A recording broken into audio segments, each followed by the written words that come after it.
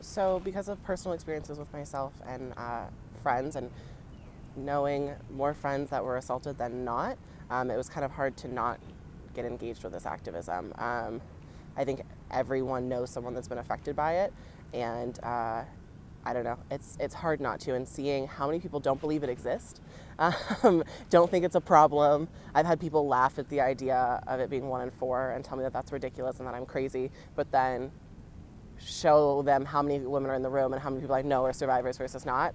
It's usually higher than that.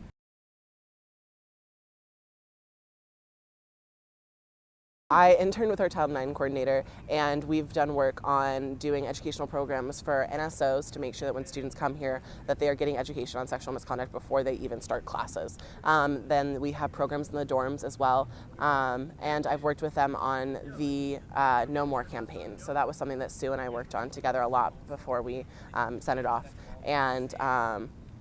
And then as well, I work as an SOS advocate and do educational programs through that. And then I'm president of our Generation Action group on campus, which it works with Planned Parenthood. And so my focus with that is doing sexual health education, because while doing this education, I learned so many people weren't even comfortable talking about sex, let alone sexual violence.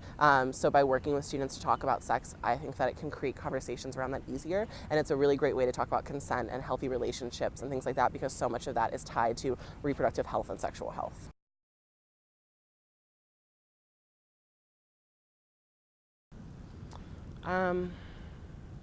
I think for survivors of sexual violence, it's important to take care of yourself before anything else. Asking for help, getting help, reaching out. I know for me, I didn't ask for anything until late into my sophomore year. And by that point, it was one of those times where it was just like I had to do it. But if I had gotten help before then, I think I would have been so much healthier throughout my sophomore year and my freshman year. I think that things would have gone better. I think I would have done better academically, but I was too embarrassed to ask for help.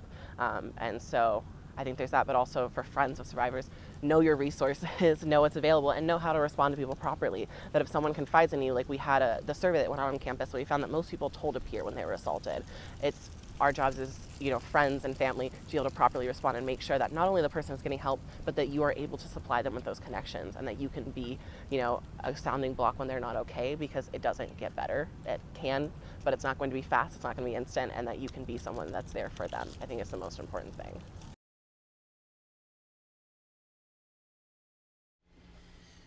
Till it happens to you, you won't know.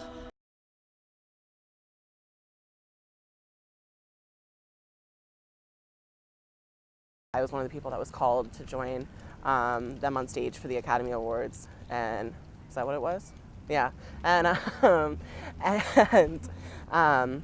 yeah, I was one of 50 on stage, and it just came from doing work with the hunting ground.